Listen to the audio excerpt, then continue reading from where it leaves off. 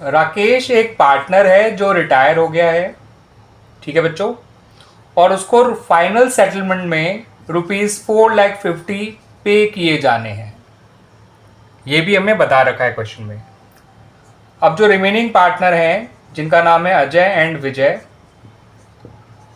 उन्होंने इसका account settle करने के लिए फर्नीचर दिया है ₹80,000 का,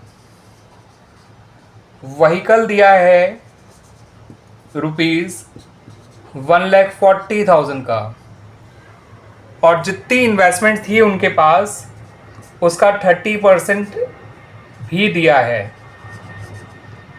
ठीक है बच्चों। मगर इन्वेस्टमेंट के तौर पे दिया कितना गया है ये नहीं बता रखा। और ये कहा कि जो राकेश का फाइनल बैलेंस है वो उसके लोन अकाउंट में ट्रांसफ़र कर दिया, इतनी चीज़ें एडजस्ट करने के बाद, फर्नीचर का पैसा, व्हीकल का पैसा और जो 30% इन्वेस्टमेंट दी गई है उसका पैसा एडजस्ट करने के बाद जो बचा हुआ पैसा होगा वो उसके लोन में ट्रांसफ़र कर दिया। लोन का अमाउंट हमें दे रखा है 1,88,000, ठीक है बच्चों। आपको बच्चों यहाँ पर एक तो जर्नल एंट्री बनाकर बतानी है कि राकेश का जो अकाउंट सेटल किया जाएगा through furniture, through vehicle, through investment, and जो पैसा उसका लोन में ट्रांसफ़र किया जाएगा, इसकी एक ही एंट्री आप बनाकर दिखाइए। और दूसरा आपको ये बताना है कि इन्वेस्टमेंट टोटल कितनी थी, ठीक है बच्चों। तो आइए बच्चों, पहले हम एंट्री बनाने से ही पहले ये पता कर लेते हैं कि इन्वेस्टमेंट के तौर पे जो राकेश को पैसा दिया गया है वो कितना है। तो लिखिए बच्चों, value of investments given to Rakesh. उसका टोटल अमाउंट जो उसे पे किया जाना था वो था 4,50,000। उसमें से हमने उसको 80 का फर्नीचर दे दिया, 1,40,000 का व्हीकल दे दिया, इतना अमाउंट इसके लोन में डाल दिया, तो बचा हुआ इसको हमने इन्वेस्टमेंट ही दिया होगा, है ना बच्चों। तो 450 में से 80 गया, 370 में से 140 गया, तो ये बचेगा बच्चों 230, ठीक है बच्चों।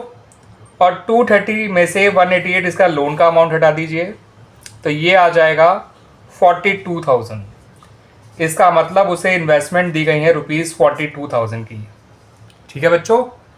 यानी कि 4,50,000 जो इसका लोन का अमाउंट था, सॉरी इसका जो फाइनल सेटलमेंट का अमाउंट था, नॉट लोन का अमाउंट, उसमें से 80 का इसे फर्नीचर दे दिया, 140 का व्हीकल दे दिया, 1,40,000 का, 42,000 की इन्वेस्टमेंट दे दी, और बचा हुआ 1,88,000 उसके लोन में डाल दिया। अब हमें ये अमाउंट पता था, ये अमाउंट पता था, ये अमाउंट पता था, ये पता था, तो ये अपने आप आ गया उसी लॉजिक को यूज़ करके।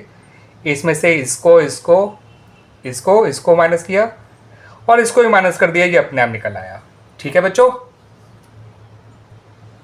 अब रही बात बच्चों टोटल इन्वेस्टमेंट की, तो हमें पता है कि जो इन्वेस्टमेंट इसे दी गई है वो टोटल इन्वेस्टमेंट का केवल 30% था। यानी कि जो इन्वेस्टमेंट इसे दी गई थी 42,000 की, वो टोटल इन्वेस्टमेंट का 30% है।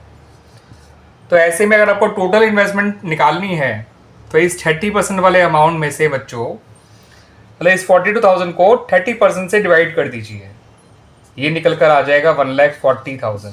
इसका मतलब जो टोटल इन्वेस्टमेंट थी वो ₹1,40,000 की थी, ठीक है बच्चों। क्लियर होगी बात ये। अब जो जर्नल एंट्री बनानी है वो भी बना लेते हैं बच्चों। अब तो उसमें कुछ खास है नहीं बनाने के लिए, सब कुछ हमें पता चले गया।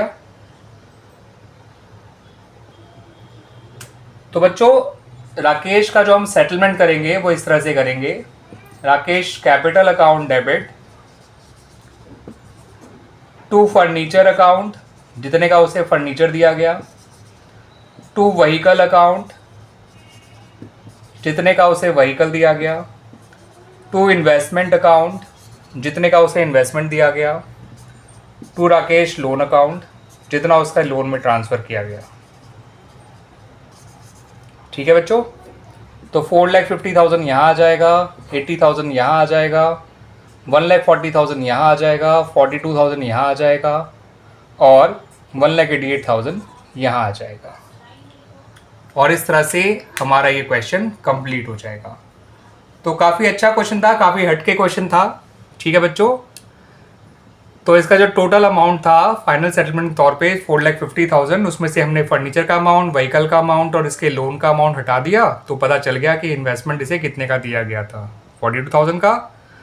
और फिर ये जो इन्वेस्टमेंट से दी गई है वो टोटल इन्वेस्टमेंट की केवल 30% है।